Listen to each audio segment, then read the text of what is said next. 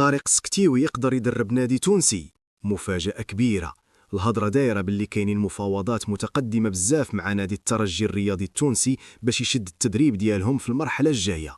هاد الخطوة دارت قربالة كبيرة حيث وضعية النادي الحالية كتطرح بزاف ديال التساؤلات.